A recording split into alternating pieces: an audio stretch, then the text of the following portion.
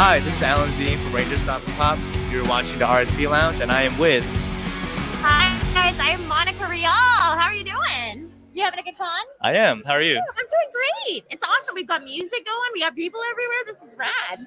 So, for people that may not know the woman behind the mask, can you tell us a little bit about yourself? Sure. So I'm a voice actress. I've been voice acting for 23 years. You guys probably know me as Bulma Briefs in Dragon Ball. We've got a new movie coming out soon, so you guys need to check that out. I'm also a Suyu Asui in My Hero Academia. So if you're a Frog fan, then come on out to see me. And like 600 other anime roles, so a lot. So, I was wondering, like, as the voice of Bulma, developing that voice, did you learn it from like the Japanese voice actress and kind of like imitate her voice, or did you have your own spin on it? That is a great question.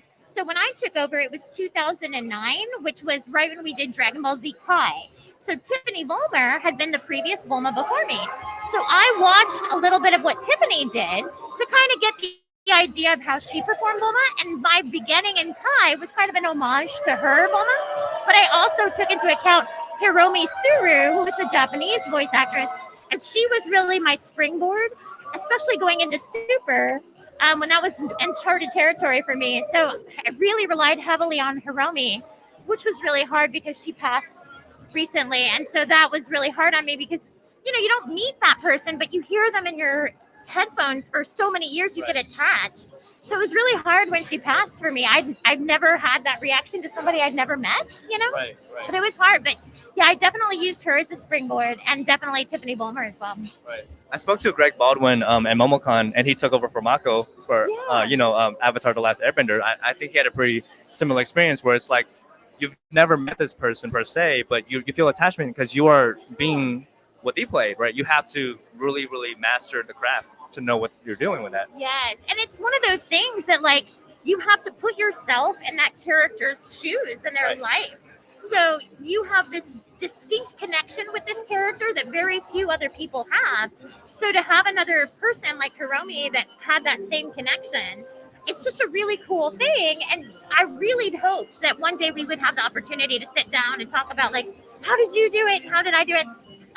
Now the good thing is that now Bulma is voiced by Aya Hisakawa, who's a fantastic sage. She's been around a long time.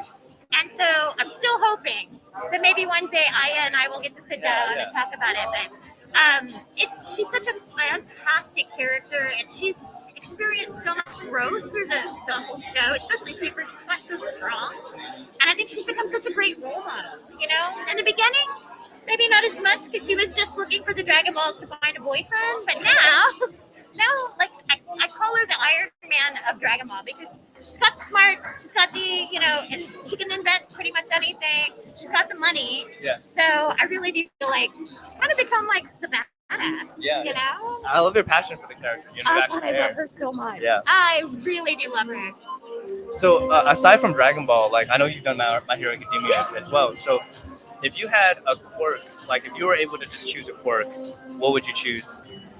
So I love to travel and I love food, but I don't love airports. You know what I mean? So if I could do anything, I would want to be able to maybe bewitch, twinkle my nose or blink my eyes and just be wherever I wanted to be without having to go to an airport or go through TSA or any of that. Plus, how cool would it be if I'm like, hey, Paul, do you want to go have pizza in Italy real quick? Boom, let's go and eat and then come back. Yeah. That would definitely be my part. I feel like Elon Musk is working on that. Right? Like that. Totally. Yeah, that's the next step. Get on it, man. Get on it. So, speaking of just different roles that you had, are there any roles that you're particularly fond of that you want people to know that you're a part of? Aside from the most famous ones like Bulma and stuff. Yes. Oh my gosh, that's such a great question. There's some really great shows that I feel like not enough people have been watching. Assassination's Classroom was just on Toonami, so I feel like that one's kind of building up more of a fan base. But there's so many great shows out there, especially this season. I'm working on a show called Dawn of the Witch. That one's fantastic. Another show we're working on called Tomodachi Game, which is kind of like a Squid Game anime style. Oh my gosh, I'm working on Tsukimichi Moonlight Fantasy. My character Tomoe is such a badass. I love her. Second seasons of Kuzuki Wants to Hang Out are coming out soon, so that's exciting. As as well as Golden Kamuy. If you guys haven't seen Golden Kamuy, it's a really great show. It's got a little bit of everything in it. But yeah, I always tell people, like, if you want to know what anime to watch, like, come see me. We'll talk. I'll figure out what your favorite genres are, and I'll give you at least 2 or 3 to watch in each genre. Well, I mean, I would love some recommendations. So I'm a big fan of shonen, right? So I like stuff Very like cool. Hunter x Hunter, Attack on Titan, Yu Yu Hakusho. Do you have a recommendation for me or the audience that you're like, oh, this is a really good shonen? Oh my gosh, there's so many. I mean, other than, of course, My Hero, I feel is like the big one right now. And that's the one that I've really been talking about the most because I feel like, especially during the pandemic, a lot of people that never watched anime before, I think they ran out of things to watch and they're like, well, let's just try this anime stuff and see what happens. And then they got hooked, and that's kind of been their gateway into anime. So I can't say enough good things about My Hero. It's just got a great message, and I feel like it's family friendly too. Dragon Ball is great, but I feel like if you try to get a 4-year-old to watch Dragon Ball, they might be like checked out pretty quick. Whereas My Hero, like, we get little bitty kids that are totally into it. So I think Shigaraki would scare me if I was a kid, but most of the kids these days are fine with it. I wouldn't recommend Demon Slayer for a 5-year-old. Oh, I know, right? That show, one. It is great, but I just started that one, and it's so good. But yeah, I don't think 5-year-olds can handle Demon Slayer. I love My Hero too. I love that show. So I love your character too. So she's so great. I love her. So, quick question about, like, I guess, because I know you have an enthusiasm for anime. Were you always into it as a kid, or did you develop it as you became a voice actor? That's a great question. So I think in the beginning, I've always loved anime, but I didn't know it was anime, if that makes sense. Yeah, I didn't know Pokemon was anime until, like, you know, When you're a kid, you're like, oh, I don't know what this is. It's a cartoon, and I love it. So I grew up with, like, Sailor Moon, Voltron, Thundercats, like, all of these shows that I loved. Speed Racer. I had no idea they were anime. Right.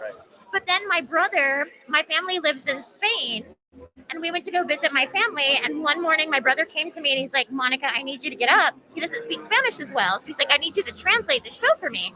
And it was a little show called Las Bolas de Dragón. So it was Dragon Ball way back in the day. Yeah. So I got up and translated it for him, and he fell in love with it. So I started watching it with him, and I'm like, okay, this is pretty cool. But then he started getting into, like, Akira, Ghost in the Shell, and I was like, okay, this stuff I can really get into. And that's when I recognized that it was anime, and I started learning more about it.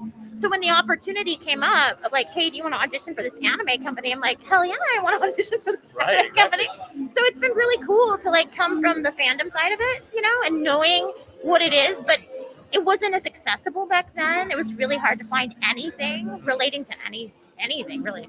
So it's been really cool to kind of watch the industry and the fandom grow and change over all of these years. But yeah, coming from the fandom to this side has been really, really fun to watch. Right. Because I never would have expected this to become mainstream, right? It was a very niche thing, and now it's very accepted. Yeah, it's amazing to me. Like, I'll scroll through TikTok, and it's like every single video, it doesn't matter if it's anime related or not. Somebody's got a wall scroll, they've got a t-shirt on, there's anime in there somewhere. If you had told me 10 years ago that this would be the case, I would have been like, you're crazy. That's not going to happen. I avoided watching anime for so long because it was like, I mean, I'm Asian. It's like, they were going to think, oh, of course you watch anime. So, but it took my non-Asian friends to be like, dude, watch this. It's really good. And as an adult, when I watched it, I fell in love with it. So, similar to what you said, I would have never expected it to be like this thing where everyone accepts it. And I think it's really cool too because it's opened up so many young people's eyes to other cultures. So now you have kids that understand things about Japanese and different Asian cultures that they never would have learned in school or they never would have been taught. Like, for example, like I'm sure you know, like Goku was based on Sun Wukong, which is the Chinese folklore of the Monkey King. But you would never know that unless you like delved into the history of Dragon Ball Z. Right, and it's been fantastic too because like now as anime has gotten even bigger and larger, we're now seeing animation coming from China that is very much in the style of anime. We're also seeing anime that revolve around, like I did a show called Yona of the Dawn that is based on a Korean folktale, and so the names are Korean. So it's been really cool to kind of see how it's branching out, and it's not just about Japan anymore. We're learning about all different kinds of cultures, and I think that's so cool. So, I also know that you were a part of Hello Kitty, which is like, even if people have never seen it, the sticker. It's iconic. So Yeah. I guess like I wanted to talk to you about that and see what your thoughts on that show and just the whole phenomenon. It's been really cool. I think there's so many of us Hello Kitties because I feel like Sanrio doesn't want any one person to own the kitty, as it were. But it was one of those situations where I've always loved Hello Kitty. My best friend growing up, hi Mickey, Mickey Takase, was Japanese, and so she would bring back these little gifts for me, little Sanrio things. I just fell in love. My first job ever was at a Hello Kitty store in Houston, in a little Sanrio store. So my love for Kitty runs deep. So when the auditions came up, I was like, oh my God, this is my moment. Surely they're not going to cast me, but I'm going to audition. And as luck was on my side, and Sanrio actually chose me to be Hello Kitty, and I about died. It's still the biggest accomplishment of my career. I think Bulma's pretty big too. Bulma's too. Yeah, that's number 2, definitely. This was just the first one that I was like mind blown. Like, oh my God, I'm going to be Hello Kitty. And it was really cool. It's a show called Hello Kitty's Animation Theater. Okay. You can find it on YouTube. I don't know if it's in print anymore because it's an older show. It was on television I think in the early mid-2000s. But it's all about Hello Kitty and her friends acting out fairy tales and stuff. It's so adorable and so cute. But to get to be a part of something that iconic, it's just huge. And now it's actually given me an excuse to buy all the Hello Kitty things. So I still This have is for work, okay? I mean, I still have like the Hello Kitty toaster, the Hello Kitty hair dryer, and I will own that stuff probably until I'm 80. That is amazing. I honestly feel like cartoons and anime keeps you young, right? It's like, why look at boring things like taxes or I don't know, like, right? It's like this is the stuff that keeps you youthful, right? Exactly. I'm 46, and every time I tell people that, they're like, No, you're like 25. and I'm like, they're like, how do you stay so young? And I'm like, well, I work in animation, and I choose to stay young because I don't think about my age. I think about what I enjoy and what I like. Like, don't let people tell you that you can't wear certain things after a certain age, or don't let people tell you can't have a certain haircut or whatever. Like, live your life and be you and have fun, and then life's much easier that way. I think at your age is kind of bullocks. You know, it's like Yeah. you should feel youthful at any age, right? Exactly. And now, I mean, like you see J-Lo at 51 in a bikini, and I'm like, well, dang. Yeah. I hope I look like that at That's 51. gonna be you at 51. I hope so. I really hope so. So is there anything? I know you've listed a bunch of. Oh, we're wrapping up. We talked about. Okay. So just make sure you have your social media plugs and everything like that. Can we let the audience know where to find you? Sure. So I'm on Instagram and Twitter as @Rialisms. That's RIALISMS.